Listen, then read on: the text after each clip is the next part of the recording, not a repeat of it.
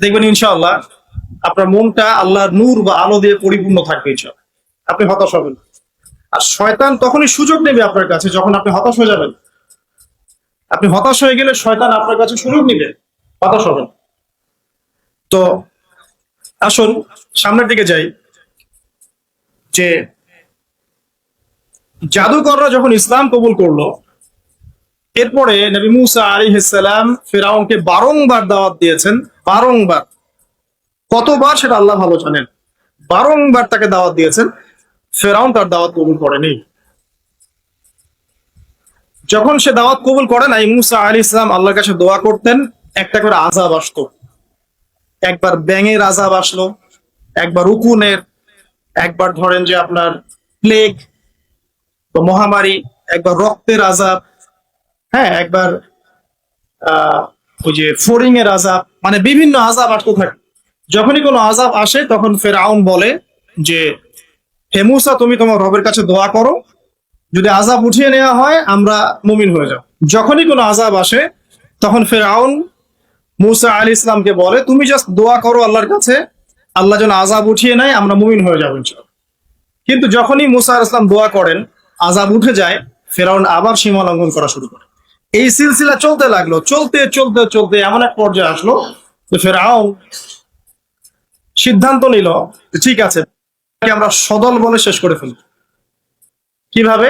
পরিকল্পনা করা হলো, ঠিক আছে আমরা ছেড়ে দেই, মূসা তাকে নিয়ে যাক, যখন তারা লোহিত সাগরে পৌঁছাবে আমরা পিছন দিক থেকে ধাওয়া করে ওদেরকে পিছিয়ে দেব। এই ঘটনা আপনারা সবাই জানেন, কিন্তু এর পরে যা হতে যাচ্ছে এটা সবাই হয়তো জানি না। এবার আসেন, মূসা আলাইহিস সালাম নিয়ে যাচ্ছেন, সামনে লোহিত সাগর, পিছনে ফেরাউনের বাহিনী ধাওয়া করছে। উদ্দেশ্য মূসা এবং বনু ইসরাইল সবাইকে একসাথে শেষ করে ফেলা। আর বলে রাখি যে ফেরাউনের কাছে ছিল তৎকালীন সময়কার সবচেয়ে সেরা সেনাবাহিনী, সুপার পাওয়ার, এখনকার ওই যে ন্যাটো, রাশিয়া, চায়নার মতো। তো আল্লাহ রাব্বুল আলামিন পরিকল্পনা করেছেন এখানে কোনো একটা।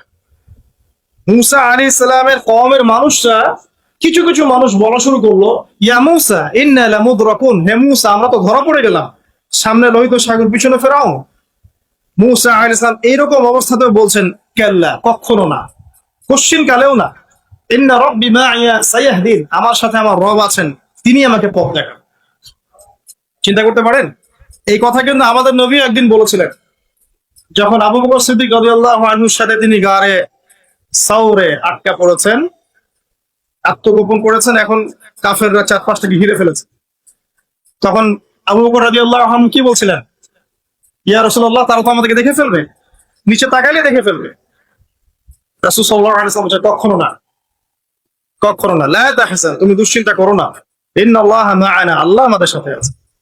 এগুলো কিন্তু চারটাখানি কথা না।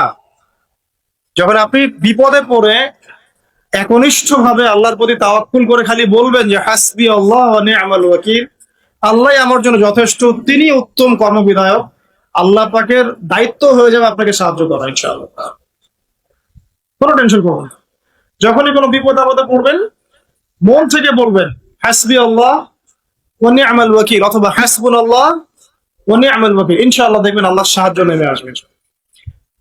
তো মূসা আলাইহিস সালাম এই কথা বললেন, বলা মাত্রই কি হলো? বলা মাত্রই আল্লাহ রাব্বুল আলামিন ওহী করলেন যে লাঠি তুমি ছুঁড়ে মারো। এখন মূসা আলাইহিস সালাম সেই লাঠি ছুঁড়ে মারলেন লোহিত সাগরে। একটা দুটো নয়, একটা দুটো নয়, 12টা রাস্তা হয়ে গেল। এগুলো কোনো রূপকথা নয়, কিন্তু এটা বাস্তব, এটা হয়েছে পৃথিবীতে।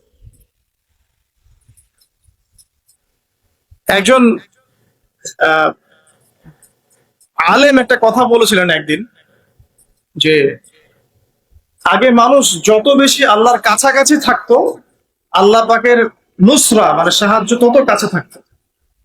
যখন মানুষ আল্লাহ থেকে দূরে সরা শুরু করেছে, আল্লাহ পাকের নুসরা আস্তে আস্তে আস্তে আস্তে সরে গেছে। এমনও হয়েছে এক সময় যে আসমান থেকে আল্লাহ পাক খাবার নাজিল করেছেন, এখন আপনি কল্পনা করতে পারছেন। এমন হয়েছে এক সময় নেককার বান্দা হাত তুলে দোয়া করেছে, বৃষ্টি বর্ষণ শুরু হয়েছে। এখন সবাই মিলে আমরা ইস্তেসকার নামাজ পড়ছি, বৃষ্টি হচ্ছে না। আমাদের মন থেকে আল্লাহ পাক যত দূরে চলে যাচ্ছে, গিয়েছেন, আল্লাহ পাকে নুসরা সাহায্য যে গায়েবী মাদাত এটাও দূরে সরে যাচ্ছে। খেয়াল করে দেখবেন। তো 12টা রাস্তা হওয়ার পরে বনী ইসরাইল পার হয়ে গেল। এবার মুসা আলাইহিস সালামকে ধাওয়া করার জন্য ফেরাউন তার পুরো সেনাবাহিনী নিয়ে লোহিত সাগরে ঝাঁপে। এই রাস্তা দিয়ে সেও পার হয়ে যায়। এই ঘটনা তো সবাই জানেন।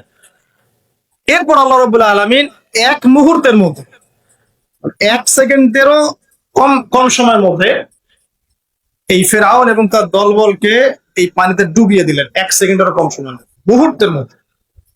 যে ফেরাউন ছিল বিশ্বের পরাশক্তি, যার কাছে বিশ্বের সবচেয়ে বড় সেনাবাহিনী ছিল, যে সুদীর্ঘকাল জুলুম করেছে এবং সে দাবিও করেছে আমি হচ্ছি মহান রব, তাকে আল্লাহ পাক সদল বলে ডুবিয়ে দিলেন। ডোবার সময় এই ফেরাউন একটা কথা বলছে, সে বলছে যে আমানতু বিরব্বি হারুন ওয়া মূসা।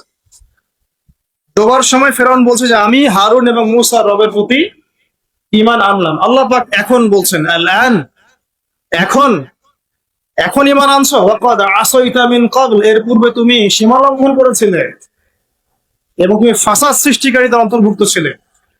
এখন আমি কি করব জানো? আল ইয়াউমা নুনাজ্জিকা বিবাদানিক, আজকে আমি তোমার এই বডি, তোমার বাদান, এই বাদানটাকে প্রিজার্ভ করব, সংরক্ষণ করব।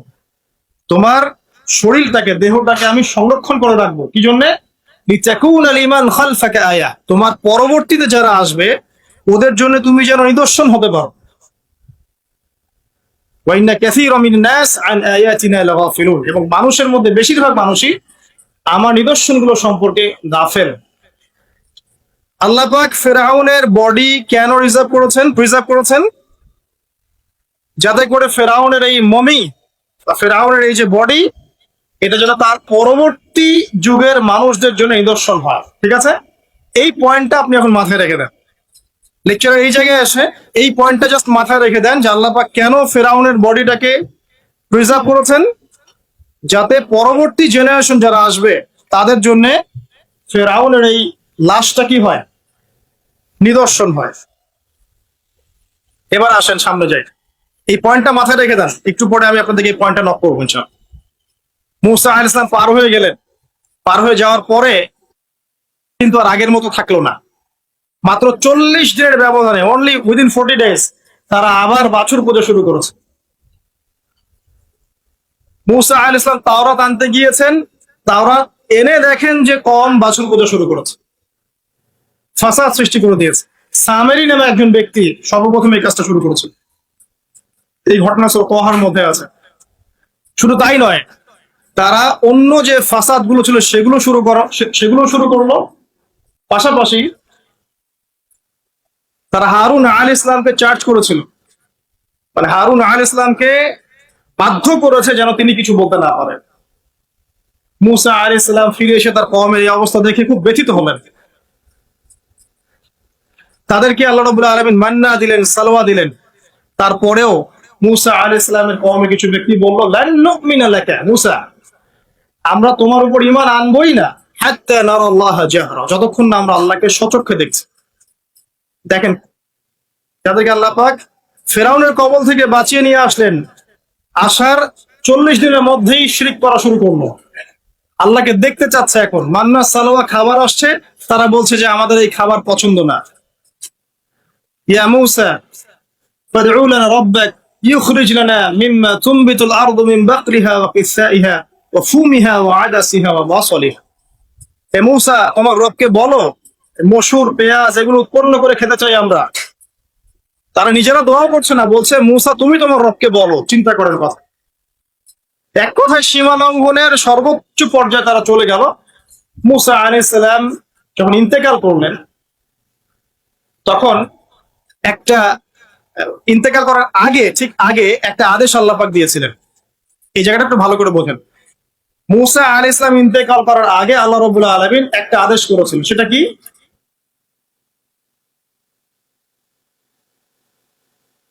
পবিত্র ভূমি দেখা যাচ্ছে, সেখানে আমালেকা নামে একটা সম্প্রদায় থাকে। কি নাম? আমালেকা। আমালেকা সম্প্রদায়ের শারীরিক গঠন অনেক ভালো, শক্তিশালী, এবং তারাও একটা সুপার পাওয়ার। মূসা আলাইহিস সালামের কওমকে আল্লাহ পাক বললেন যে তোমরা আমালেকা সম্প্রদায়ের বিরুদ্ধে যুদ্ধ করে তোমরা জেরুজালেম তোমাদেরকে দেয়া হবে। কারণ ওইটা কিন্তু পবিত্র জায়গা, যেখানে ইব্রাহিম আলাইহিস সালাম সহ আবুল আম্বিয়া অনেক ইমাম, বহু ইমামের স্মৃতি বিজড়িত জায়গা। সেটা একটা পবিত্র হোলি জায়গা, যে জায়গাটার চারপাশ আল্লাহ পাক বরকতময় করেছেন, যেমনটা আল্লাহ পাক সূরা। তো এবার মুসা আলাইহিস সালামের কওম যে উত্তরটা দিয়েছিল, এটা সূরা মাইদার মধ্যে আছে। মুসা আলাইহিস সালামের কওম বলছে, ইয়া মুসা, হে মুসা, ইযহাবা আনতা ওয়া রাব্বুকা ফাকাতিলা, তুমি আর তোমার রব গিয়ে যুদ্ধ করো, যাও। ওয়া ইন্না হাহুনা কাঈদুন, আমরা এখানেই বসে থাকি। এই কথা বলেছে মুসা আলাইহিস সালামের কওম, ইযহাব আনতা ওয়া রাব্বুকা ফাকাতিলা, তুমি এবং তোমার রব গিয়ে যুদ্ধ করো, যাও। ওয়া ইন্না হাহুনা কাঈদুন, আমরা এখানে বসে থাকি। ব্যাস, আল্লাহ পাকের গজব চলে আসলো। 40 দিন তারা খালি তিহ উপত্যকায় ঘুরতেই থাকলো। সকালে যেখান থেকে যাত্রা শুরু করে, বিকেলে আবার সে জায়গায় ফিরে আসে। আল্লাহ পাক গজব দিলেন, আযাব দিলেন। এভাবে মুসা আলাইহিস সালামের সময়টা শেষ হয়ে যায়। ওই বাইতুল মাকদাস, জেরুজালেম বিজয় করার হলো না। ঠিক আছে, সামনে যাই চলেন। মুসা আলাইহিস সালামের পরে নবী হলেন ইউশা বিন নুন। কি নাম? ইউশা বিন নুন। ইউশা বিন নুন আলাইহিস সালামের সময় এই যুদ্ধ পরিচালিত হলো, এবং তিনি তালুতকে দায়িত্ব দিয়েছিলেন সেনাবাহিনীর, যিনি মাত্র 313 জন বা 317 জন সৈন্য নিয়ে আমালেকা সম্প্রদায়ের এগেনস্টে যুদ্ধ করেছেন। আল্লাহ পাক পরীক্ষা করেছিলেন, এই নহর পার হতে হবে, যারা পানি খাবে তারা আর যুদ্ধ করতে পারবে না, এলিমিনেট। এরা পানি খাবে না, পরীক্ষা, পানিও খাওয়া যাবে না, শুধু এক গোরফা ব্যতীত, এক চুমুক ব্যতীত, তাদেরকে নিয়ে যুদ্ধ করতে। বেশিরভাগই পানি খেয়ে ফেললো, 313 জন বা 17 জন তারা খায়নি। তাদেরকে নিয়ে ইউশা বিন নুন নেতৃত্বে তালুত যুদ্ধ করছেন জালুতের সাথে। জালুত হচ্ছে আমালেকা সম্প্রদায়ের সেনাপতি, বিশাল শক্তিশালী, একাই সে 100 জনের জন্য যথেষ্ট, এমন শক্তিশালী। এখন ইউশা বিন নুন আলাইহিস সালামের সেনাবাহিনীর মধ্যে দাউদ আলাইহিস সালাম, তালুতের সেনাবাহিনীর মধ্যে দাউদ আলাইহিস সালাম ছিলেন। তখন তিনি ছোট, বেশি বড় না, হয়তো 20 বছর বয়স হবে বা তার চেয়ে কম। তো তিনি, তার হাতে একটা ধনুক ছিল, যেটাকে অনেকে বাটুল বলেছে, গোলা বলেছে। এটা দিয়ে দূর থেকে নিক্ষেপ করা, এটাকে জালুতের চোখের মধ্যে গিয়ে লাগে, এবং জালুত ওই একটা আঘাতেই দেয়। এবং আমালেকা সম্প্রদায়ের অনেক বড় বড় যারা যোদ্ধা ছিল, এটা ভয় পেয়ে যায় যে না জানি এটা কোন সুপার পাওয়ার আসছে। এক কথায় এই অল্প সংখ্যক সৈন্য নিয়ে, মাত্র অল্প সংখ্যক সৈন্য নিয়েই তালুত এই যুদ্ধে জয়লাভ করে। এবং অনেক দিন পর, ওই ইউসুফ আলাইহিস সালামের পর মিশরে দাস হয়ে আসলো, এর অনেক বছর পর তারা আবারও সেই বাইতুল মাকদাসে প্রবেশ করতে পারে। এখন বাইতুল মাকদাসে প্রবেশ করলো, মানে জেরুজালেমে, এটা বলে সহজে বুঝবেন। তারা সেখানে প্রবেশ করলো এবং সেখানে তারা বসবাস করতে লাগলো। আল্লাহ পাক তাদেরকে শর্ত দিলেন, একটা শর্ত, সেটা হচ্ছে ওয়াইন উদ্তুম উদনা, তোমরা যদি ভালো থাকো, ওয়ালাকাদ কাতাবনা ফি যাবুরি আন্নাল আরদা ইয়ারিসুহা মিন বা'দি যিকরি আন্নাল আরদা ইয়ারিসুহা ইবাদিয়াস সালিহুন। আল্লাহ পাক বলে দিলেন জাবুরে, জিকির লেখার পরে, উপদেশগুলো লেখার পরে, যে এই ল্যান্ড, পবিত্র ভূমি, তাদের জন্য থাকবে যারা সলেহ বা সৎ হবে। যদি তোমরা সৎ কাজ করো তাহলে এই জমিতে থাকতে পারবে, জেরুজালেম তোমাদের। যদি সৎ কাজ না করো, সীমা লঙ্ঘন করো, আমিও তোমাদের ব্যাপারে ব্যবস্থা নিব। আল্লাহ পাকের এটা হুকুম।